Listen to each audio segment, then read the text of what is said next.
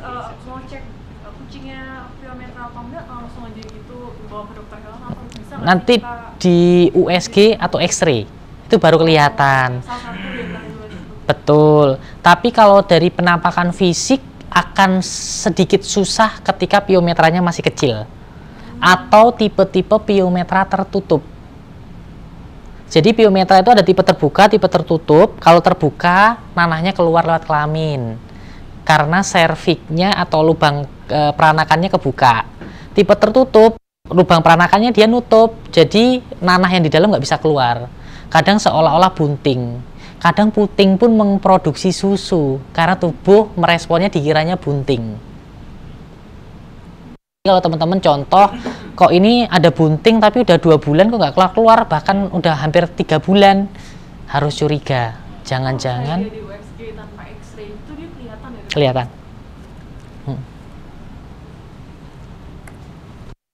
Asupan energi selama bunting. Penambahan berat badan selama kebuntingan itu sangat penting, mengingat yang membutuhkan nutrisi nggak cuma induk tapi juga anak.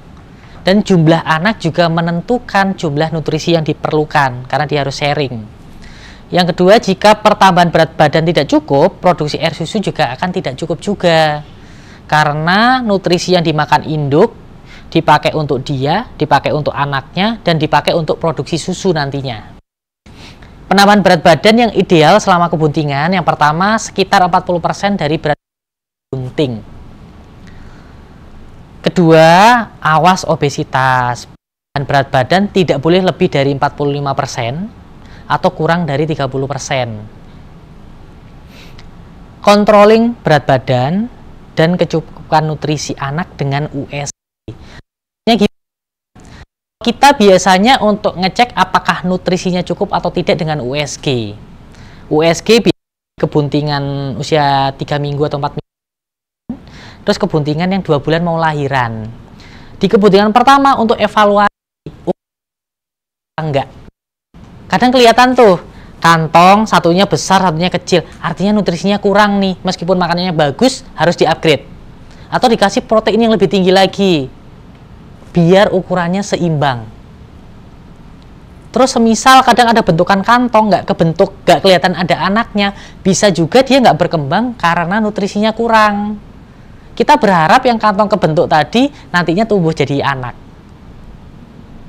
Baru evaluasinya nanti pas di kebuntingan akhir. Sekalian kita ngecek waktunya lahiran masih lama atau tidak. Kita biasanya gitu. Sudah 2 kali Ya. ya? Bisa nggak sih kita bertanya kalau anak ini safe atau enggak dilahirkan secara normal? Soalnya saya ada kasus kucing saya hamil, anaknya cuma 1 dong. Tapi kita nggak tahu ya awalnya, waktu itu dia mau lahiran aja, kita tunggu dari malam sekitar jam 11-an malam gitu, dia udah pecah ketubannya tapi nggak keluar-keluar, tapi kan jam segitu nggak ada yang buka ya klinik ya. Terus akhirnya mau nggak mau paginya kita bawa ke klinik untuk disesar. Nah setelah disesar ternyata anaknya gede banget, terus wah ini berarti harusnya disesar dari awal gitu. Nah bisa nggak sih kita ngeliat ukuran anaknya kayak gitu, kalau misalnya oh gede nih nggak bisa keluar secara normal, susah gitu. Bisa di fase akhir kebuntingan. Oh di akhir. Kalau awal pertengahan kita nggak bisa. Kenapa? Ukuran bisa berkembang. Jadi, Terus sorry, boleh. jadi kalau misalnya udah di akhir kebuntingan itu dia nggak akan pernah gede lagi, saya kayak udah oh ini fix nih. Iya, betul. Karena kalau semisal memang dia sudah waktunya lahiran, suplai nutrisi kan dia udah mulai berkurang tuh dari plasentanya. Dia akan stres di dalam. Jadi memancing induknya juga ikut stres, dia akan menghasilkan hormon untuk lahiran. Jadi kalau kita biasanya menentukan dia perlu sesar atau tidak di fase dia mau lahiran. Tanda-tanda kontraksi sudah muncul. Kita USG pun kita lihat posisi anaknya di mana. Ukurannya seragam apa tidak. Semisal posisi anak sudah di saluran peranakan, hal yang pertama kita lakukan adalah induksi dulu dengan syarat posisi induk masih seger. bukan yang lemes. Tapi kalau udah lemes, meskipun ukurannya dia normal, wajib sesar. Kenapa? Anaknya nggak cuma satu loh. Satu aja perlu tenaga yang banyak, apalagi dia posisi lemes, nggak ada tenaga buat anak pertama, gimana anak-anak selanjutnya? Tapi ada safe time limit nggak sih, misalnya kayak dari dia pertama kali kontraksi sampai berapa jam gitu? Maksimal 2 kali 24 jam, itu lahiran normal. Oh, 2 hari berarti? Karena anaknya banyak, terus normalnya antar anak 15 menit sampai 30 menit, bahkan bisa 2 jaman. Semisal contoh hari ini kontraksi, kita USG kemarin yang jelas ada 3, ini baru keluar 1. Sampai selama kondisi induknya masih oke, nggak lemes, kadang masih mau makan, masih mau ngurusin anak yang keluar, tunggu sampai besok sore juga. Tapi nggak, kalau misalnya kan anaknya keluar tuh banyak, pasti kan ketubannya udah pecah nggak sih, Dok? Enggak, kan satu kantong. Jadi maksudnya kalau yang keluar pertama itu cairan kan? Betul, cairannya. Jadi gini, kalau pas mau lahiran ada sumbat serviks. Sumbat serviks itu yang mencegah biar tidak ada infeksi dari luar, nyumbat si saluran peranakan. Ketika saluran peranakan kebuka, terus di dalam rahim, di luar kantong-kantong dia juga ada cairan. Cairannya akan keluar dulu untuk melumasi. Baru setelahnya nanti si anak ketarik, plasentanya putus, baru cairan di dalam plasentanya itu yang keluar. Oh gitu. Jadi yang di luar itu, yang di luar dari kantong-kantong itu bukan yang namanya amniotic fluid, bukan? Amniotic fluid masih yang di dalam kantongnya. Kantongnya itu. Berarti ini debunking the myth, katanya cepat kalau misalnya udah ini nanti keracunan ketuban gitu. Itu bisa. Kalau memang dia sudah posisi paling bawah, apalagi jika udah kelihatan mau keluar, itu pasti udah putus atasnya. Oh gitu. Tapi selama dia belum kebuka kantongnya itu tadi masih bisa ditunggu sampai dulu. Masih ditunggu, bisa. Dengan syarat belum kelihatan mau keluar ya, masih di dalam perut ya. Karena kalau udah mulai kelihatan, artinya plasenta yang kehubung dengan rahimnya induknya ada kemungkinan udah keputus. Dia nanti nggak dapat suplai oksigen. Yang jadi masalah di situ sebenarnya. Berarti harus yang dikatakan keracunan itu berarti ketika dia udah mau kelihatan keluar-keluar itu. Betul. Dan perlu diingat juga, di kucing, di anjing mau dia pantat dulu yang keluar itu bukan sungsang.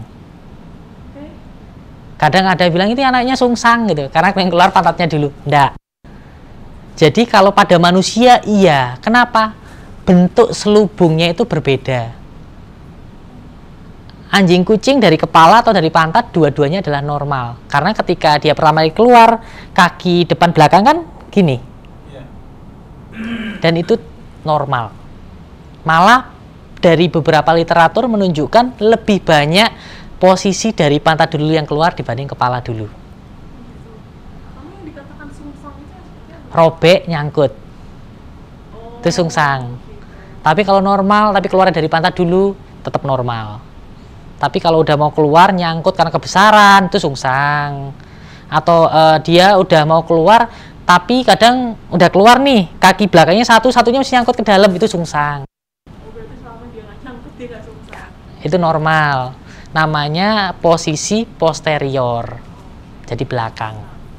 Itu kemarin aku ada betina yang lahiran. Terus dia campur sama pupnya. Campur sama pupnya, si ibunya nggak mau bersihin. Jadi terpaksa kita harus bersihin kan, karena betul. Banget dan ya dicoba, terus dia ternyata nggak mau nyusuin juga. Kita nyusuin ya lama-lama emang nggak ketolong. Nggak ketolong, nggak kuat ya. Nanti kejawab di slide berikutnya. Terus pada periode akhir kebuntingan akan terjadi penurunan nafsu makan karena spesiasi oleh janin, tadi sempat dibahas juga. Namun intensitas makan akan meningkat karena dia menyiapkan energi untuk lahiran. Tapi makannya dia nggak bisa langsung banyak karena space perutnya makin sempit. Jadi kita harus menyediakan makanan sepanjang waktu. Yang mungkin biasanya ngasih makanan cuma pagi sama malam atau pagi sore malam, itu tersedia terus 24 jam.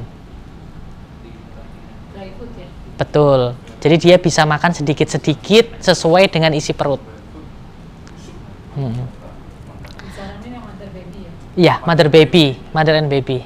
Atau kalaupun pakai kitten yang weaning, itu nutrisinya lebih tinggi lagi. Winning lebih bagus ya daripada mother and baby. Kalau dari nutrisi sebenarnya tergantung merek ya. Oh kalau RC Winning sama Mother and Baby itu sebenarnya sama, cuma beda kibel. Tapi kalau dari berbagai merek varian Royal Canin yang kandungan nutrisi paling banyak itu Mother and Baby. Saya pun semua kucing pakai Mother and Baby. Iya. Jadi dari nutrisi memang lebih tinggi, terus harganya paling murah dibanding yang varian kitten dan yang lain. Tapi yang Mother and Baby. Kalau Mother and Baby untuk adult proteinnya nggak terlalu banyak sebenarnya. Masih nggak masalah kecuali usia senior. Kalau secara teori kan harusnya nggak boleh ya. Tapi kucing saya yang 14 tahun, 20 tahun juga aman. Yang kena fus nggak ada. Paling kalaupun ada gangguan kesehatan yang penyakit-penyakit wajar kayak flu karena mungkin lagi cuaca nggak bagus atau karena mas-masnya pas lagi bandel harusnya kotoran sering dibersihkan karena kita nggak ada di rumah, nggak rutin dibersihin. Lebih kan situ. Nggak masalah karena Mother and Baby lebih utamanya biasanya di yang pertama lemaknya dia lebih tinggi karena memang si ibu anak butuh lebih banyak energi di fase itu, terus lebih hiperaktif kan, lebih butuh banyak energi. Yang kedua kandungan proteinnya memang lebih tinggi karena untuk masa pertumbuhan. Cuma pada kucing-kucing senior tidak dianjurkan. Betul, apalagi jika dia ada bawaan atau riwayat sering ada masalah pada ginjal. Kalau yang Kimball ini kan di Queen ya, Kimball itu besar-besar.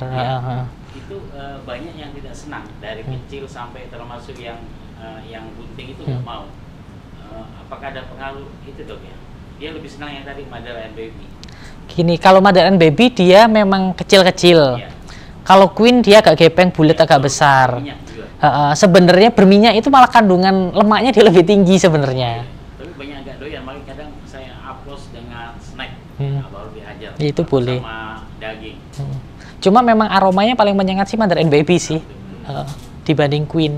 Tapi kalau dari nutrisi dibanding Queen 11-12 tapi 12-nya masih yang Queen. Lagi diskon sekarang itu Mas. Ya. Queen. 40%. 40%. Saya habis ngambil tuh, ngambil banyak. Iya. Jadi kenapa? Kalau yang adult sebenarnya cukup untuk kebutuhan mereka, tapi kalau untuk fase bunting menyusui kurang. Betul, karena kandungan proteinnya, kandungan lemaknya disesuaikan dengan kebutuhan adult gitu. Iya, betul. Sebenarnya nggak masalah. Nggak masalah. Kitten juga nggak masalah karena nutrisinya sebenarnya hampir sama, cuma kandungan lemaknya lebih tinggi yang Mother and Baby. Soalnya kucing-kucing saya walaupun sudah junior, tetap masih saya kasih hitam semua, nggak ada yang makanan adult. Iya, nggak masalah sebenarnya. Sama yang naikin chin tadi, dokter kan bilang untuk naikin chin supaya gembul itu kan orang kasih subsidi lebih banyak. Padahal kan pupnya lebih banyak lagi. Kira-kira ada tip lain nggak selain itu? Kalau kuncinya sebenarnya kan untuk membentuk massa otot kan perlunya lemak sama protein. Kuncinya di situ. Kalau karbo, dia nanti jadinya belly-nya, perutnya yang gelamber. Kalaupun mau ngasih raw, saran saya sih dada ayam. Itu lebih cepat. Cuman akan jadi PR buat kucing-kucing yang ada masalah kulit atau kulitnya sensitif, rambutnya cepat rontok. Cuma untuk membentuk massa otot lebih cepat ayam. Seperti iya. Iya, betul. Kelinci sama puyuh apakah sama dok dari lemaknya? Kalau kita berbicara dari nutrisi 11-12, tapi yang jadi masalah adalah massa ototnya berbeda. Kelinci sama burung puyuh dia lebih dominan tulang. Jadi 100% badan mungkin karkasnya cuma 20%, 30%, tapi kalau ayam karkasnya bisa sampai 40%. Itu kadang yang tersebar di teman-teman ini kan katanya kan. Kuncinya itu tadi aja. Kalau kucing perlunya yang pertama protein, yang kedua lemak. Terus kalau kita melihat kelinci, puyuh sama ayam, Kalau kita ngelihat proporsi protein paling tinggi pada ayam, kenapa? Lah, ini kelihatan masa ototnya memang paling tebel. Iya.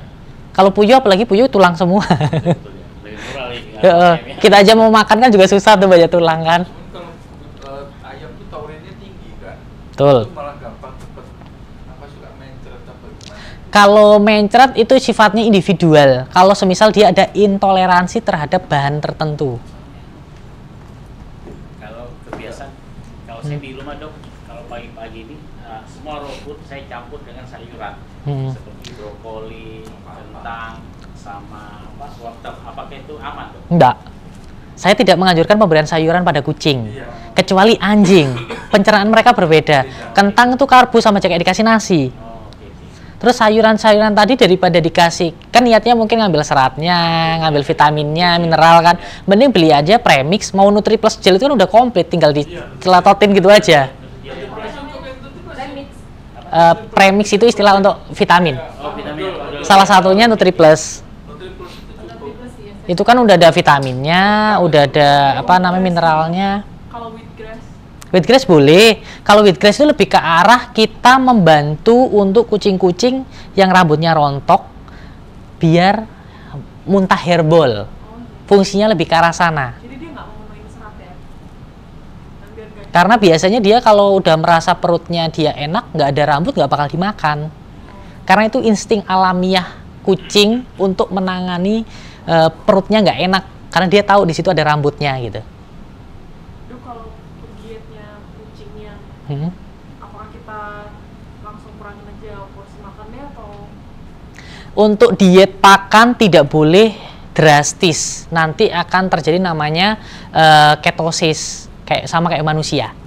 Kalau nggak kena ketosis, kalau di kucing yang sering kena hepatic lipidosis, penyakit kuning, tapi karena diet yang tidak tepat. Idealnya proses penurunan berat badan paling cepat 4 bulan. Jadi pengurangannya perlahan, nggak boleh instan. Nanti kena penyakit kuning. Kaget. Betul. Kemana kalau misalnya biasa 2 sendok, sekarang dikasih 1/3/4. 1/3/4 mungkin selama 1 bulan. Bulan depannya baru nanti 1,5. Jadi dianya nggak kaget. Yang masih jadi tanya lagi nih dok, semua teman-teman medis itu menyarankan seperti ayam itu harus dimasak, tapi Ya. teman-teman breeder itu tidak. Kira-kira yang mana sebenarnya ini? Nah, itu. Fakta Gini. atau ini? Baik. Ya, itu betul ya. Sebenarnya kita mau memberikan makanan mentah tidak masalah, karena secara alamiah mereka di alam liar pun nggak masak dulu, ibaratnya kan gitu. Cuma yang jadi masalah, kita nggak tahu sumber makanan yang kita berikan itu bebas dari penyakit enggak. Dokter biasanya menganjurkan untuk diolah dulu untuk menghindari yang pertama salmonella. Salmonella bisa menular ke manusia. Escherichia coli, telur cacing, tukso, sebenarnya lebih ke arah situ. Dan yang kedua, betul, dia dorman. Terus belum lagi insting liarnya akan muncul ketika dia mencium atau merasakan darah. Di daging mentah kan pasti tetap ada darah meskipun nggak banyak. Sebenarnya lebih ke arah situ. Safety untuk manusianya. Kalau saya pun kalau mau ngasih raw food untuk tambahan, selalu saya rebus atau saya kukus. Kalau semisal mau direbus, kaldunya nggak boleh dibuang. Iya. Jadi dicampur. Kalau kukus kan suka keluar air juga ya Mm-mm. dari ayam. Iya. Bagus juga ya. Iya, betul. Kita campurin kayak apa? Jelly itu. Jelly itu suka sekali. Betul. Dari Itu yang ininya, yang lemaknya itu yang keluar. campurin apa? Jelly itu yang masih agar-agar Iya, boleh. Jadi Mm-mm.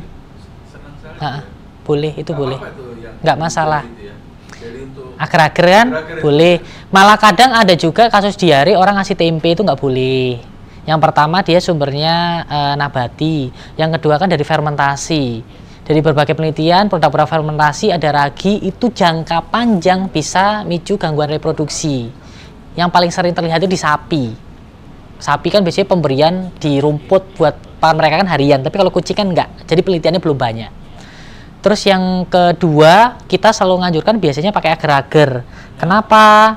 Tambahan serat, ya, serang. lebih aman juga. Agar-agar rumput laut kan itu. Iya, Nggak apa-apa. betul. Di tempe disarankan. kalau gelatin Gelatin boleh. pas nggak ada Gelatin boleh. Sama. Sama aja. Oh, Hewani. bagus itu. Kalau daging direbus sama dikukus itu kan suka jadi ini ya, wrinkle gitu. Oh. Giling. Berapa Ya. lama tuh jadinya mestinya kalau direbus atau ini? Kalau mau rebus sama kukus sebenarnya kuncinya adalah di suhu pemanasan. Tidak dianjurkan sampai 100 derajat karena bisa merusak struktur protein. Jadi kalau mau ngolah daging baiknya sudah disuir atau dicacah kecil-kecil. Jadi matangnya lebih cepat, Iya. strukturnya nggak rusak. Iya. Kalau enggak pakai ini kali ya dok, kayak slow cook gitu. Ya betul, slow cook juga bisa. Kayak masak brot dong ya, apa? Iya. Siapa sih saya giling dulu gitu dok. Giling juga boleh. Heeh. Dulu mentah kan. Iya. Dulu terus baru di. Kalau giling malah tinggal disiram air panas malah juga Iya, bisa. iya, Heeh. iya. Oh gitu. Heeh. Iya, betul. Terus airnya dikeluarin lagi. Terus itu buat makan. Buat makanan atau minuman. Kayak produk-produk minuman untuk kucing sekarang kan sudah mulai ada tuh produk minuman tuh. Ya catering. Sebenarnya itu ini limbah dari pengolahan makanannya karena masih tinggi nutrisi sama dia ditambahin unsur lain buat minuman isotonik. Itu bagus nggak sih? Bagus. Awet enggak ya? Enggak. Yang kan dalam kaleng-kalengnya. Heeh. Pantes mahal ya, Bro. Iya. Iyalah. Ya, Kan mesin kaleng. Prosesnya ini mahal. Ada limbah. Dia butuh kasih makan istri bu. Prosesnya ini. Nah, ketika dia lahiran kita menyediakan box. Boxnya bebas bahannya apapun. Yang penting si induk bisa tidur dengan leluasa ketika menyusui anaknya, dia punya space tempat yang cukup agar lingkungan di dalam boxnya lebih hangat lagi dibanding lingkungan luarnya. Dan lingkungan yang hangat ini menjadi kunci utama untuk mendukung masa pertumbuhan anak. Pernah lihat ada stunting syndrome yang berarti nggak besar-besar? Salah satu pemicunya adalah lingkungan yang kurang hangat.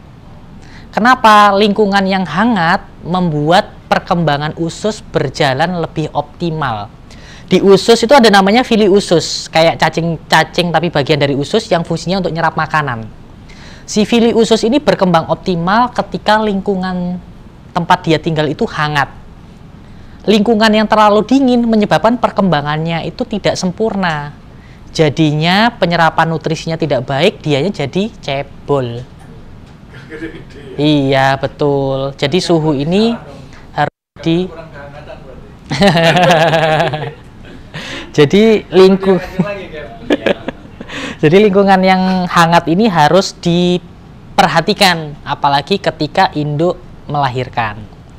Sediakan boxnya bahannya bebas. Jika ada lampu infrared lebih baik lagi. Kalau pakai bantal hangat itu kan ada dok. Sekarang yang model pakai listrik itu hangat dan di atasnya dikasih handuk gitu kan. Boleh. Bantal hangat boleh, kelemahannya satu. Ketika ada air tumpah atau anaknya buang air kecil, nggak ketahuan karena hangat dia mudah menguap, tapi lembab. Jadi gampang jamuran. Kelemahannya di situ. Kecuali Handuk itu kan nanti setiap ini diganti. boleh, Gitu. kecuali semisal kita telaten contoh sehari 2-3 kali ganti alasnya. Iya. Itu nggak masalah. Saat asalnya kan dikasih itu dok, apa namanya? Apa sih yang kayak apa? Underpad. Underpad boleh. Underpad itu kan udah Mm-mm. ini habis dikencingin apa enggak kan kelihatan ada rodanya. Boleh, itu juga boleh. Setiap hari pasti diganti. Itu boleh, pakai itu juga boleh. Terus kenapa di sini saya nyinggung sedikit infrared? Jadi sinar infrared itu membantu merelaksasi otot, juga memperlancar aliran darah. Makanya kenapa pada kasus-kasus tertentu kucing dewasa ada gangguan tulang, ada gangguan persendian, gangguan saraf, biasanya di laser. Kalau nggak laser, terapi infrared. Laser itu juga sinarnya infrared. Tujuannya untuk memperlancar aliran darah, lebih ke arah sana. Tanda-tanda mau lahiran itu sebenarnya apa? Iya boleh, boleh. Kalau infrared itu yang berapa watt ya? Nah, itu. Kalau wattnya terserah, mau pakai yang watt besar, watt kecil, tinggal kita penempatannya. Oh iya. Mau ditinggiin apa agak rendah. Yang pakai keramik apa? Bentuk apa? Ya pakai keramik. Keramik lamp. Keramik lamp itu sinarnya sinar apa ya? Infrared buat rematik. Oh itu boleh. Biasanya kalau orang Ha, udah ha. 50-an tahun Iya. depan Itu juga boleh. Itu juga boleh. Pasar kenceng-kenceng. Semisal ada kucingnya yang contoh karena hiperaktif kesleo, salah satu treatment pakai lampu infrared itu juga bagus untuk ngelancarin aliran darah juga. Itu kan ada dijual banyak itu dok, yang UVA, UVB, apa bedanya itu dok? UVA, UVB biasanya lebih ke arah untuk reptil. Kalau mau pakai UVA, UVB kita harus menyediakan 2 lampu. Oh, oke. Nah, sekarang ada 2-in-1. Ya itu juga boleh, semisal kita tidak ada waktu untuk jemur. Tadi kan sempat di awal disinggung bahwa dia perlu vitamin D yang didapatkan dari sinar matahari sebagai penggantinya lampu itu. Itu juga boleh. Gitu ya. Cuman harus diingat bahwa kucing tidak suka lingkungan yang terang. Makanya kenapa biasanya kalau kayak di klinik-klinik atau di cat room lebih menganjurkan lampu kuning dibanding lampu putih. Karena lampu kuning membuat mereka itu lebih rileks. Jadi kalau kita menggunakan lampu treatment tertentu yang memang dia cahayanya warnanya lebih terang, baiknya tidak sepanjang waktu, hanya di jam-jam tertentu. Ya mudah-mudahan juga senang dok, remang-remang lagi. Oke. Tanda-tanda kucing mau lahiran, yang pertama tampak gelisah, bisa dia mendekati kita atau malah menjauh. Tapi untuk tipikal kucing-kucing yang biasanya dia dekat dengan manusia, kadang maunya lahiran ditungguin. Ya. Kalau nggak kita tungguin, kadang dia nggak mau kontraksi-kontraksi, itu juga ada. Terus yang kedua, over grooming, khususnya di area kelamin dan perut. Tapi harus hati-hati jika teman-teman menjumpai kucing jantan sering grooming dekat area kelamin. Penanda dia ada gangguan perkencingan, indikasi batu ginjal. Ciri-cirinya itu, banyak orang kadang kucingnya ada masalah perkencingan ketika dia nggak bisa pipis atau pipisnya udah ada darah. Tanda awal biasanya dia sering ke litter box tapi pipisnya sedikit-sedikit, atau dia sering grooming tapi di area kelamin. Sebenarnya dia itu mau kencing perutnya sakit nggak bisa, makanya dia jilat-jilat. Itu tanda-tanda dia ada masalah perkencingan. Kalau sudah menjumpai kucingnya sering jilat-jilat kelamin, hal apa yang dilakukan? Baiknya USG untuk konfirmasi ada batukah, ada kristalkah, sehingga kita tahu sejak dini. Langsung ada treatment, jangan sampai dipasang kateter. Selain yang medis gitu, ada nggak secara herbal dok? Saya harus visit ke Kalau semisal kita mau lihat dalam kan nggak bisa kalau nggak USG. Iya. Dengan tanda-tanda gitu kan, berarti ada kemungkinan penyakit itu muncul. Jadi kita Boleh langsung ganti pakan untuk gangguan perkencingan. Iya. Kalau royal, Makan khusus kan yang untuk kencing itu. betul. Kalau royal canin urinary tapi yang SO, jangan yang care. Care itu untuk pencegahan. Tapi kalau produknya Happy Cat yang Struvit, kalau produknya Natur itu urinary. Kalau produknya Hills itu yang CD urinary care. Natur Bridge. Iya. Jadi itu tinggal milih salah satu. Tapi ini biasanya terjadi pada usia-usia berapa dok ya? Kalau ini kita tidak bisa memprediksi, pada kitten pun juga bisa. Lebih dominan untuk kasus gangguan perkencingan, faktor pertama adalah stres. Stres baik mau kawin, lingkungan bising, atau terlalu sering diajak main, dianya nggak mau, stres. Stres membuat otot tegang. Saluran urinnya kucing itu diameternya kecil dan panjang. Kalau pernah lihat kateter, diameternya cuma segitu, panjangnya segitu. Dia stres, otot tegang, salurannya makin sempit, jadi makin nggak bisa buang air. Kedua karena batu, karena pakan biasanya, karena mineral. Faktor ketiga infeksi kantong urin, baik karena baktu atau karena murni infeksi. Keempat karena obesitas. Obesitas juga bisa memicu gangguan perkencingan. Dan yang terakhir idiopatik sindrom. Idiopatik itu kita tidak tahu penyebab pastinya apa, karena genetik juga bisa. Karena kalau semisal dia udah nggak bisa kencing, dipasang kateter udah nggak bisa karena salurannya udah rusak, harus operasi ganti kelamin. Jadi betina nanti, meskipun cuma secara penampakan luarnya aja. Jadi salurannya diperpendek. Jadi begitu. Tapi kalau untuk pencegahannya, ada dokter bilang, misalkan yang nggak sering tapi sekali-sekali kasih makan tadi Natur Bridge yang apa urinary apa. Boleh, tapi saran saya yang care. Oh, yang care. Iya, care itu memang untuk program pencegahan. Pencegahan aja. Betul. Berarti tiap berapa lama kira? Seminggu sekali 2 kali mau di mix juga nggak masalah. Campur kalau gitu ya. nggak usah full. Atau carikan snack-snack yang memang khusus untuk urinary ada. Atau produk-produk yang ada tulisannya acidivir. Betul. Cuma jangan pengalaman saya sih ya 17 tahun breeding Persian dulu. Habis itu lanjut sekarang Manskin itu kalau untuk jantan saya memang makanannya dicampur dengan urinary. Ya, jadi selama saya belasan tahun, puluhan tahun ya breeding itu nggak pernah ketemu kasus batu atau pistol. Jadi pencegahan harus campur. Ya, betul. Ya, karena gini makanan jantan sama betina tuh beda. Betul. Jadi produk-produk yang memang ada acidivir atau untuk urinary, dia efeknya bikin cepat haus, cepat kencing. Jadi jangan heran semisal pakai pakan itu kok gampang haus, produksi urinnya lebih banyak. Tapi lebih sehat. Betul. Mencegah itu daripada pengoperasi atau. Betul sekali. Oke, sip. Terus keluar cairan dari kelamin. Kalau warna cairan dari kelamin itu tergantung dari fase lahiran. Kalau awal kebuka, biasanya keluar sumber serviks dulu, kadang bentuknya kayak nanah. Kadang ada beberapa orang yang khawatir dikiranya piometra, padahal mau lahiran. Sumbat serviks tadi warnanya kadang kehijauan, kadang kekuningan. Setelah itu baru nanti darah. Proses lahiran biasanya berlangsung selama 1 sampai 2 kali 24 jam. Jadi 1 sampai 2 hari. Semisal dia masih kontraksi, anaknya belum keluar semua, masih 1 hari, masih ada nunggu waktu 1 hari lagi. Dengan syarat kondisi induknya harus stabil, bukan yang sampai lemes, terus nafas susah, berdiri susah. Kalau itu harus rata-rata 15 sampai 30 menit, kadang bisa sampai 2 jam, 3 jam tergantung kondisi.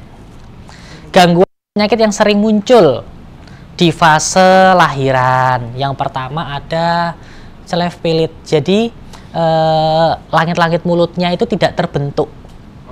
Langit-langit mulutnya tidak terbentuk. Ya, oke. Yang ini jadi atas ini dia rongga hidung sama mulut nyatu. Itu apakah hereditary? Herediter bisa. Yang kedua karena efek obat-obatan. Mungkin waktu dia bunting, induknya sakit, ada obat-obatan tertentu yang membuat fase embrionik dia keganggu. Biasanya obat-obat golongan kortison. Obat radang, gampangnya. Obat radang kan macam-macam nih, ada salah satu jenis obat radang yang golongan kortison. Dia efek sampingnya bisa menghambat proses pembentukan langit-langit mulut. Dan yang kedua, karena defisiensi asam folat atau kekurangan vitamin B. Contoh sering dikasih raw food yang berbahan ikan tadi. Kan ikan tadi ada zat antivitaminnya, harus dimasak dulu, dikasihnya raw foodnya nggak dimasak. Kalau ini penanganannya hanya operasi, obat-obatan nggak bisa, operasi pun tingkat keberhasilannya rendah. Kadang perlu beberapa kali tindakan, tergantung lebarnya. Ya, jadi nanti dirobek, disatuin. Kadang ada juga teknik skin graft. Jadi harus ngambil bagian kulit atau jaringan tertentu, dicangkokin ke situ. Cuma kalau semisal dia dari bayi, biasanya nggak bertahan sampai 1 bulan. Karena kalau begini kan dia nyusu, susunya bisa masuk ke pernafasan. Terjadi infeksi paru-paru karena susunya atau makanannya masuk ke rongga dada. Nggak bertahan cuma 1 hari. Baik. Terus yang kedua, spina bifida. Spina bifida itu penyebabnya juga mirip dengan cleft-palate, defisiensi asam folat juga bisa. Sering terjadi juga bisa karena kebawaan genetik, khususnya kucing-kucing Manx ya. Karena dia struktur dari tulang belakangnya itu berbeda dengan kucing pada umumnya. Intinya apa sih spina bifida itu? Dia gangguan pada struktur tulang belakang yang menyebabkan syarafnya keganggu. Yang terjadi kalau pernah lihat kucing tak habis ketabrak, lumpuh belakang, terus kakinya jadi kecil lama-lama yang belakang, itu namanya bifida. Tapi ini karena traumatik, dari lahir dia bisa kena karena gangguan kekurangan asam folat, bisa juga karena genetik. Terus yang ketiga, Alzheimer syndrome. Jadi kaki belakangnya dia lemah, jadi kayak kebuka. Itu bisa faktor genetik, bisa juga karena alas kita yang nggak pas, terlalu licin. Kalau kucing baru lahir, tulangnya kan belum nyatu semua nih. Kalau di X-ray itu jarak antar tulangnya agak panjang-panjang. Seiring bertambahnya usia, tulang semakin berkembang, dia mulai belajar berdiri. Ketika belajar berdiri, ternyata alasnya dia licin, jadi dianya kepleset-pleset terus. Treatmentnya bandage, jadi kakinya di bandage, disatuin. Mumpung dia masih kecil, lama-lama dia bisa menyatu dengan sendirinya. Bisa juga karena bawaan genetik, khusus pada kucing-kucing manskin, karena kakinya kan lebih pendek. Makanya kalau kucing manskin biasanya baru lahir, kakinya pasti lebar dia, beda sama kucing pada umumnya. Terus yang keempat, offshoot atau undershoot jaw. Jadi tongos. Pernah lihat kucing bibirnya tongos, itu bawaan genetik, biasanya kawin sedarah. Jadi kayak gangguan ekor pendek atau melungker, terus termasuk yang bibir tongos atau ada nyakil ininya karena rahang bawahnya mungkin lebih panjang, itu karena kawin sedarah biasanya. Yang kelima itu ada osteochondrodysplasia, gangguan genetik khususnya pada kucing-kucing Scottish Fold. Dia menyerang rawan. Kalau semisal kucingnya beruntung, hanya telinganya doang bagus, tapi nggak ada masalah pada tulang bagian lain. Tapi pada beberapa individu, kadang gangguan ini bisa menjalar ke bagian tulang rawan yang lain. Ini salah satu contohnya, ada hasil X-ray dari kaki kucing Scottish Fold yang kena sindrom ini. Kebetulan nggak cuma di telinga, tapi cuma di kaki. Normalnya harusnya seperti ini. Nah, jadi dia gampang radang sendi. Oh, ada di ekor juga, ya. Betul. Jadi di sambungan antar tulang. Nah, ini untuk mencegah supaya biar nggak terjadi gini, kasih nutrisi fosfor ya Pak, kandungan makanannya itu loh. Kalau untuk osteochondrodysplasia ini kebanyakan faktor karena genetik sebenarnya. Jadi memang udah bawaan dari gen resesifnya dia akan muncul ketika dikawinkan dengan sama-sama pembawa. Faktor makanan bisa, tapi tidak mendominasi. Enggak, maksudnya untuk mencegah supaya biar dia tulang tidak terjadi seperti itu. Pemberian kalsium bisa, kalsium, itu bisa. Ada polycystic ini ginjal. Ini bawa genetik untuk kucing-kucing ras Persia dan turunan Persia. Tapi biasanya muncul pada usia-usia senior. Paling sering dijumpai usia 5 tahun ke atas. Normalnya ginjalnya harusnya begini, tapi dia ada jendolan-jendolan. Kalau dibuka dalamnya itu kantong-kantong. Makanya kasus gangguan ginjal paling banyak terjadi kucing Persia dibanding ras lainnya. Karena secara genetik dia bisa membawa gen penyakit ini. Yang ketujuh, gangguan pada jantung. Hipertropik kardiomiopati itu bawaan genetik paling banyak terjadi pada kucing Maine Coon. Karena badannya besar, dia ukuran jantungnya itu lebih kecil. Sebenarnya normal jika dibanding dengan kucing-kucing yang lain. Tapi kalau dibandingkan dengan proporsi badannya dia, ukuran jantungnya lebih kecil. Kan ada beberapa ruang nih, 4 ruang. Ada bagian tertentu yang ruangannya kecil, jadi dindingnya yang tebal, menyebabkan dia gampang kena penyakit jantung.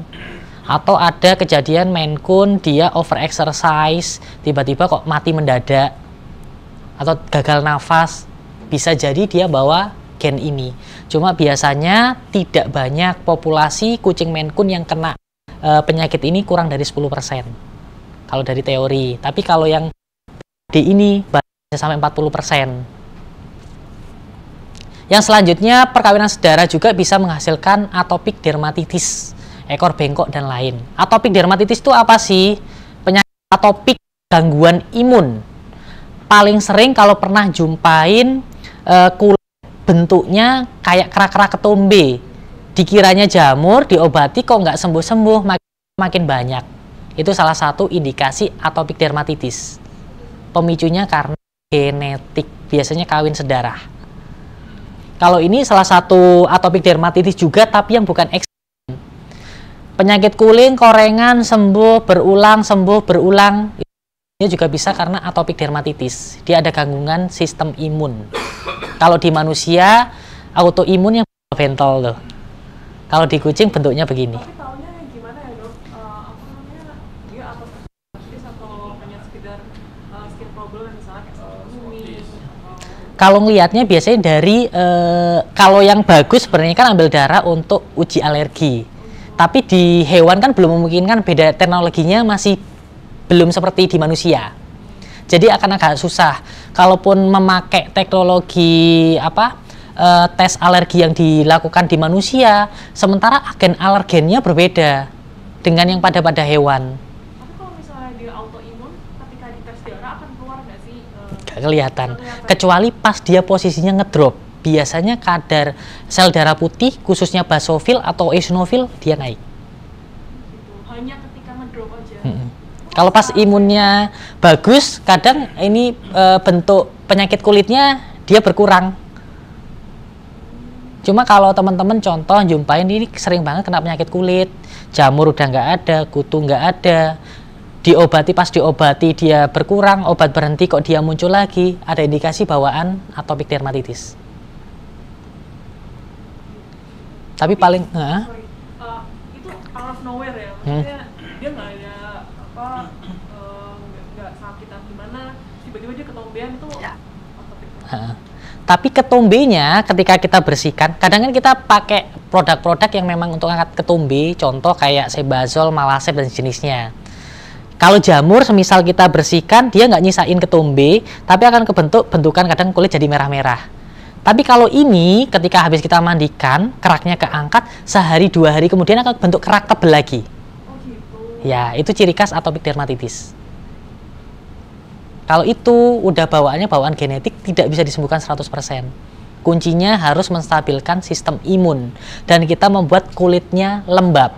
Salah satunya adalah bagian atopiknya harus sering dikasih minyak kelapa untuk membantu kelembapan. VCO bisa.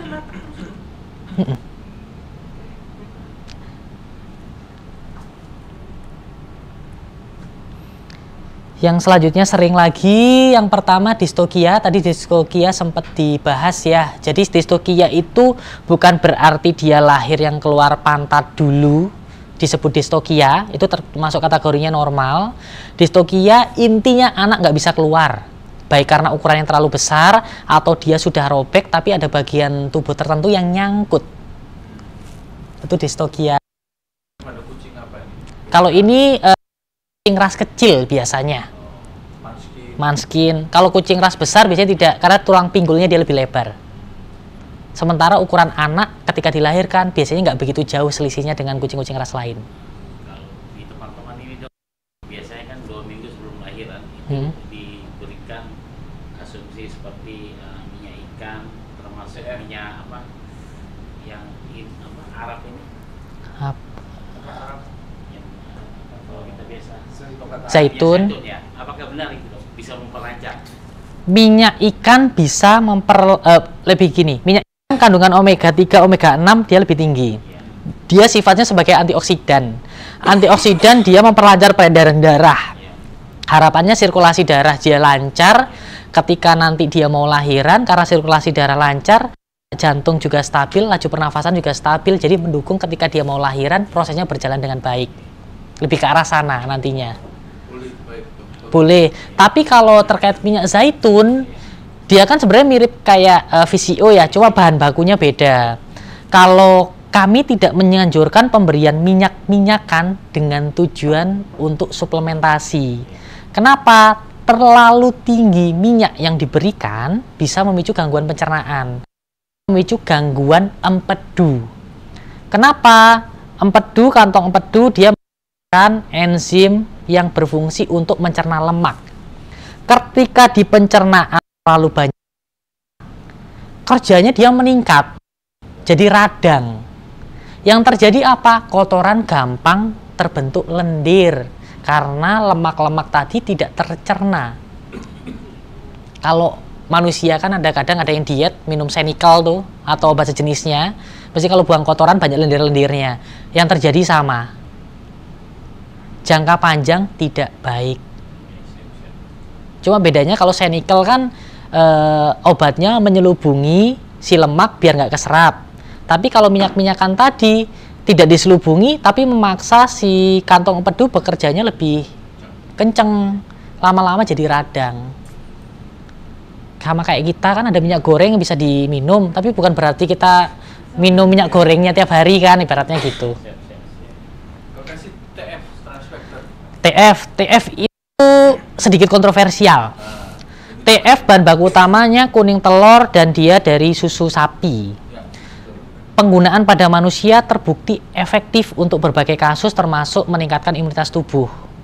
Tapi pada hewan sampai detik ini pun salesnya belum mengklaim. Selalu ketika ditanyakan studinya adalah di manusia. Sementara tadi di awal juga dijelaskan pencernaannya kucing aja sama manusia sama beda. Dari beberapa penelitian menunjukkan bahwa kan tadi bahan dasarnya susu sama kuning telur nih. Efektivitas penyerapan bahan susu paling efektif sesuai dengan spesiesnya masing-masing. Kecuali manusia, karena manusia sistem pencernaannya sudah kompleks.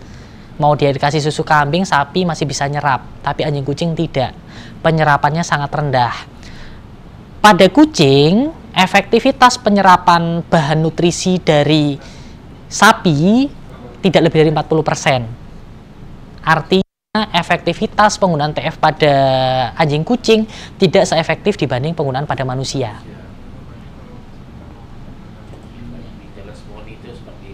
Ya, karena TF ini apa namanya MLM. Kemarin saya kena family itu saya kasih itu, saya hajar tingkat survivalnya tinggi. Apakah hanya TF yang diberikan? Tidak ada yang lain. Nah, maksudnya jadi kalau saya biasanya kadang masih tetap menggunakan TF, apalagi semisal ownernya udah sugestinya maunya TF. Tapi sifatnya lebih ke arah sebagai penambahan nutrisi, apalagi bahan bakunya dia kan protein. Protein salah satu sumber energi utama yang dibutuhkan oleh kucing. Untuk membentuk sistem imun dia perlu energi. Ya udah itu sebagai tambahan buat energi aja. Ibaratnya kayak recovery. Nutriplus gel itu juga bagus juga. Nutriplus gel dia bagus juga. Itu ada efeknya ya. Ada. Nutriplus gel dia sifatnya sebagai premix multivitamin dan mineral. Vitamin dan mineral membantu meningkatkan imun tubuh dengan jalan bukan yang spontan. Kalau imun booster, kayak fat essence imun booster itu spontan membentuk sistem imun. Tapi kalau vitamin dengan meningkatkan laju metabolisme dulu. Metabolisme naik, nutrisi masuk, dikonvert jadi imun. Cuma beda jalannya aja. Termasuk juga saya kasih waktu ini dong ikan gabus. Ikan gabus boleh. Ikan gabus itu kaya akan albumin. Boleh itu ya? Boleh. Albumin itu sangat baik untuk membantu proses recovery sel-sel yang rusak. Kita pun biasanya kalau ada kasus contoh kecelakaan, sakit tertentu yang membuat sel itu rusak, pasti kita tambahkan albumin atau ekstrak ikan gabus untuk mensupport biar lebih cepat. Boleh ikan gabus, boleh ikan gabus murni, boleh ekstraknya. Yang ekstraknya itu boleh. Mahal memang sih. Ya, kalau mau yang bagus, kalau ekstrak ikan gabus itu yang pujimin. Ya, kalau yang lain boleh, tapi kalau yang lumayan bagus pujimin. Pujimin sebotol 200-300an ya kalau nggak salah ya. Ada juga yang versi mula 60-an tuh. Nutrisi harian, jadi yang transfer factor itu nggak ini ya? Efektif. Digunakan bisa. Ya. Lebih baik apa tuh? Nutriplus gel. Kalau Kadarnya ada berapa banyak? Kalau Nutrijel?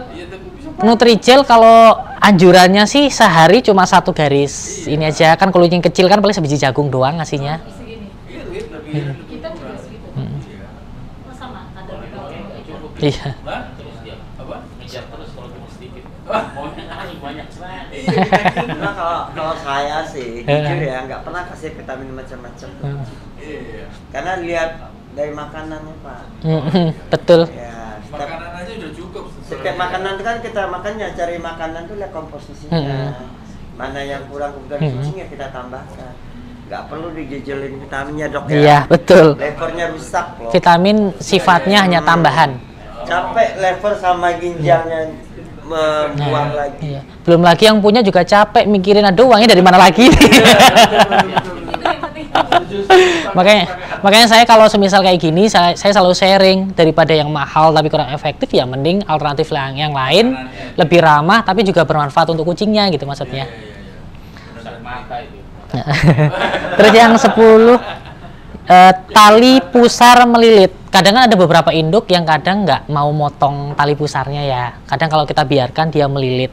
Kalau nggak segera kita potong, yang terjadi adalah semisal dia melilit di area jarinya nggak dapat suplai darah, terjadi pembusukan, itu harus diamputasi. Solusinya harus segera dipotong. Cara motongnya gimana? Nanti kita bahas. Nah, ketika lahiran, semisal ada induk yang tidak mau memotong tali pusarnya. Hal apa yang harus kita lakukan? Yang pertama, kita wajib membersihkan badan anaknya dulu. Dari cairan-cairan amnionnya, cairan peranakannya. Sampai benar-benar bersih sambil kita pijat. Kenapa? Ketika baru lahir, aliran darah belum lancar. Jadi harus kita bersihkan sambil pijat agar aliran darahnya lancar. Gerakan induk menjilat-jilat badan, apalagi sampai menjilat area dubur, tujuannya untuk melancarkan aliran darah dan tai gagak namanya, kotoran yang belum pernah keluar, agar dia bisa keluar. Kita pun harus melakukan hal yang sama. Setelah dibersihkan, baru kita potong ari-arinya. Caranya gimana? Sebenarnya mudah. Tinggal teman-teman yang penting melakukan secara aseptis untuk menghindari infeksi. Kalau kita nggak aseptis, nanti terjadi omfalitis atau infeksi tali pusar. Karena infeksi tali pusar bisa menyebabkan kematian. Caranya gimana? Cukup dari bahan yang gampang dicari, cari aja iodin, betadine atau merek lain. Tali ari-arinya kita kasih betadine aja. Baiknya kita pakai glove. Kalau nggak ada glove, boleh tangan kita bersihkan pakai antiseptik, pakai alkohol atau pakai betadine boleh. Nanti area ari-arinya kita jepit di depannya pusar anak. Jaraknya minimal 2,5 cm. Tujuannya apa? Kalau terlalu pendek, khawatirnya nanti ketarik jadi terjadi hernia. Iya, jadi hernia nanti. Jaraknya jadi harus agak sedikit panjang, minimal 2,5 cm. Dijepit, depannya kita ikat, tapi benangnya bebas. Tapi benangnya dikasih antiseptik dulu. Betadine boleh. Habis itu baru depannya digunting, depan ikatannya. Kenapa harus diikat? Karena di situ kan masih ada aliran darah. Kalau tidak kita ikat, takutnya perdarahan. Tapi kalau sudah lebih dari 24 jam, biasanya tanpa kita ikat, kita potong pun udah berhenti. Tapi kalau baru lahir, wajib diikat. Setelah itu, apa yang harus kita lakukan? Bantu anaknya nyusu. Keputingnya harus kita bantu. Kadang ada beberapa induk yang dia sifat keindukannya itu jelek. Apalagi kalau lahiran pertama atau usianya belum usia waktunya kawin. Kadang dia nggak mau ngurus anaknya. Jadi harus kita bantu. Semisal memang kucingnya rambutnya panjang, area puting harus kita bantu untuk dicukur. Kenapa harus kita bantu untuk menyusu? Jawabannya setelah ini.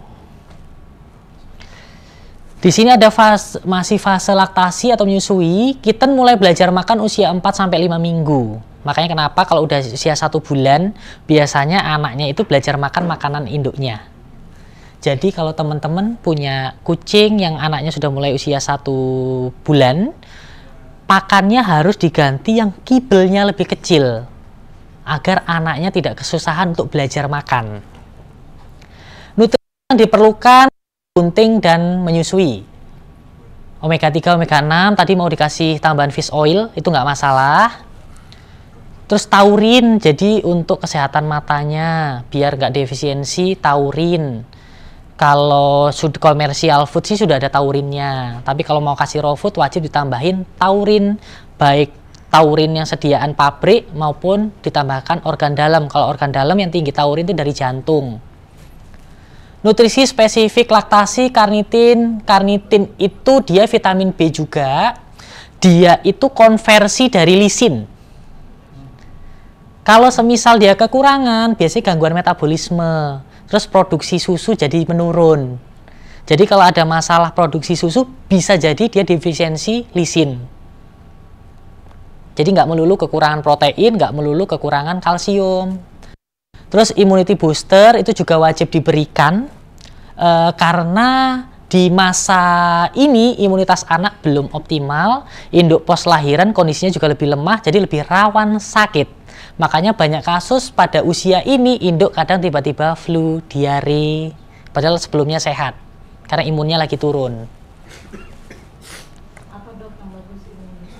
Kalau kita imun booster sering makainya airline booster, kalau nggak FETSN immunobooster. Itu yang sering kita pakai.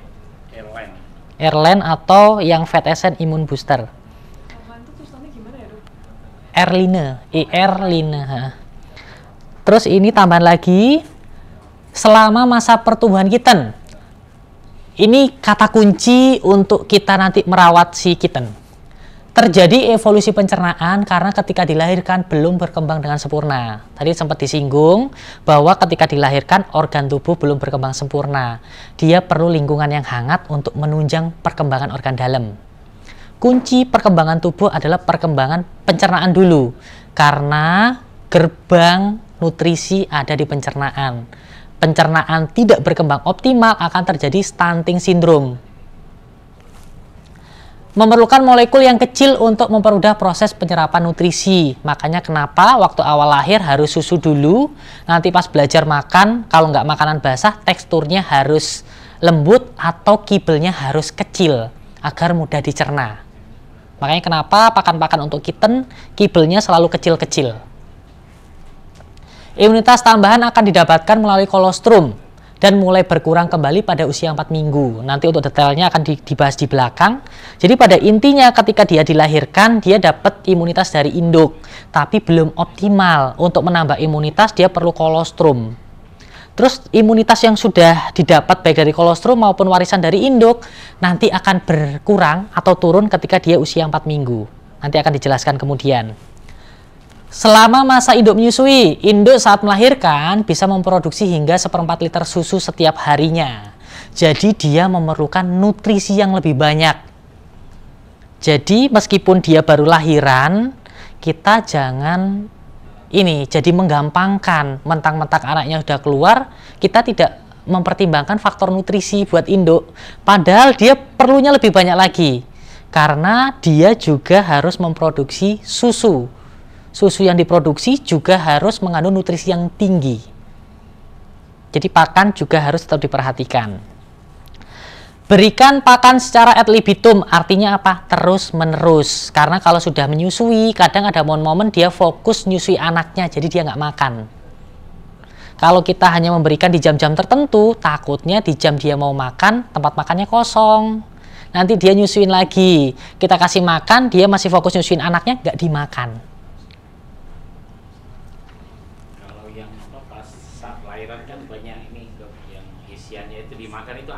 Aman, itu buat tambahan tenaga buat dia, itu dimakan nggak masalah. Dok, apakah boleh pemberian oksitosin pasca kelahiran? Oksitosin, kalau semisal dia posisi contoh pertama masih ada sisa plasenta atau anaknya belum keluar, boleh. Itu yang pertama, dengan syarat dia tidak dalam posisi hipoglikemia atau kekurangan tenaga. Kenapa? Kalau kekurangan tenaga dipaksa diinduksi, itu kan buat induksi nih, nanti rahimnya jebol. Yang kedua, semisal dia posisi yang sama, kekurangan tenaga, kita paksa induksi, kadang terjadi prolaps, ambeien tapi keluar rahim. Itu paling sering di dogi terjadi, di kucing prosentasenya rendah, tapi ada.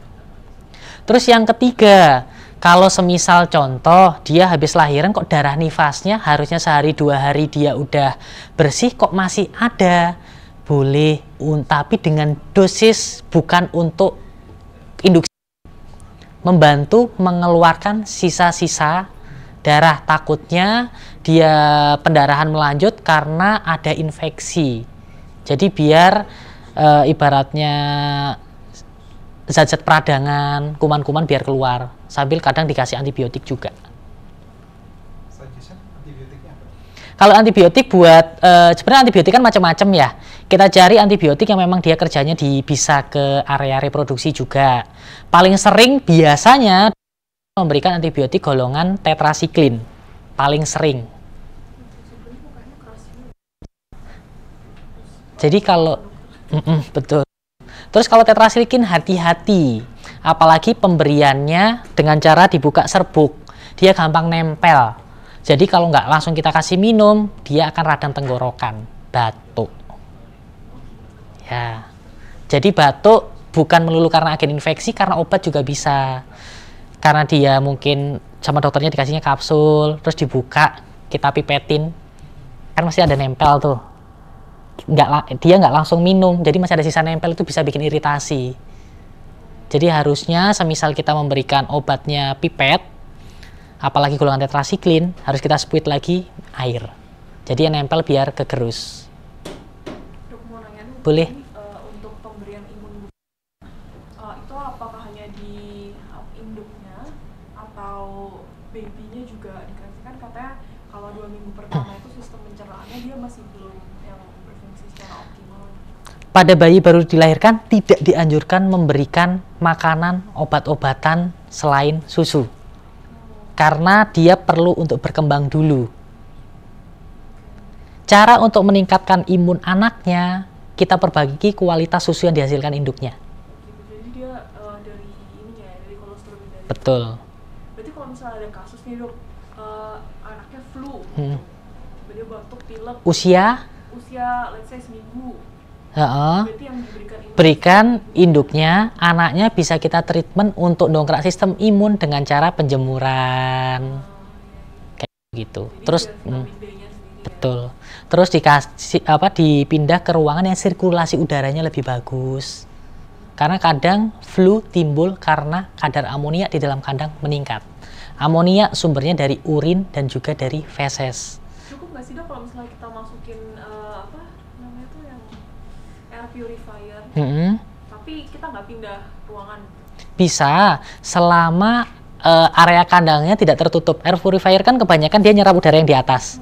Kalau semisal kita taruh di sini, kandangnya dia ketutup, yang ke atas dia kesedot, tapi yang di bawah kan enggak. Sementara kalau masih bayi kan dia di bawah. Jadi hirup gasnya lebih banyak dibanding induknya. Yang terjadi di situ paling.